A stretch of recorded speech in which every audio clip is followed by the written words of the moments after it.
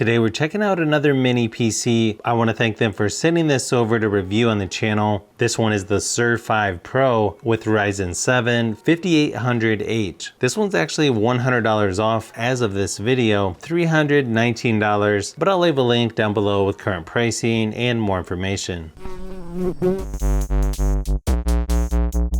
Now this one has 16 gigabytes of RAM, 500 gigabytes of M.2 SSD storage. Just for a little bit more, they have a version that's 32 gigabytes of RAM with 500 gigabytes of storage as well. Or you can max the RAM out yourself at 64 gigabytes. It's up to 2 terabytes of storage. Comes with Windows 11 Pro. Gonna support 4K resolution at 60 Hertz. It's got Wi-Fi 6 and Bluetooth 5.2. Inside the box, you get your user manual.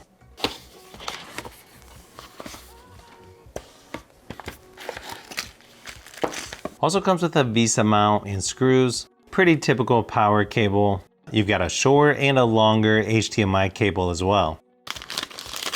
Pretty nice build quality on here. Very similar to the other Beelink mini PCs. Nice metal mesh, almost like a speaker grill there on the top. Here in the front, you've got your 2 USB 3.2 ports, USB-C port, headphone jack, of course, power button. And then over towards the side, you've got an RTC key. You've also got some ventilation on the sides.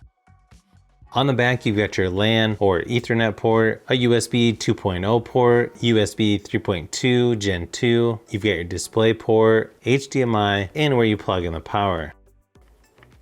So it's pretty simple to take the bottom off. You only need to remove the 4 screws on each corner. Pretty nice spot here on the bottom for your extra storage.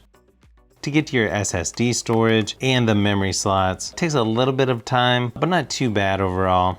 After hooking this up, I went ahead and did some testing like the 3D Mark, Time Spy, and yeah, you can see a nice bump in performance compared to the regular SER5 mini PC. Surprisingly, a little better overall score than the Beelink SER5 Pro, then quite a bit better Geekbench 6 scores than the regular SER5 mini PC. It also performed well with 4K YouTube videos, only dropping a few frames here and there. I was even able to do some 4K video editing using Adobe Premiere, and it was actually really smooth. I'm talking no hesitation or stuttering for what I would use this for. Definitely a really nice performance. I'm sure some people will be using this for gaming as well, which surprisingly played Rocket League at 60 frames per second on 1080p resolution, no screen tearing or anything that would indicate there would be issues with gaming. Now keep in mind, it is going to depend on what games you're playing, on how good the performance is. I also ran the benchmark test for Forza Horizon 5, and it came out about 42 frames per second, which is a little bit better than some of the other mini PCs I've tested. And even during the gameplay, it hovered right under 60 frames per second for the most part. Everything was nice and smooth, and surprisingly, this mini PC doesn't seem to get too hot either after playing for a while, so that's always a good sign. If you're looking for a mini PC, this one seems to be one of the better ones I've tested, and depending on what you need to do, performance on here is better than I expected. So you could use this for graphic design work, video editing. It's easily more than enough power for everyday stuff. And then of course, watching movies or even playing some games on Steam.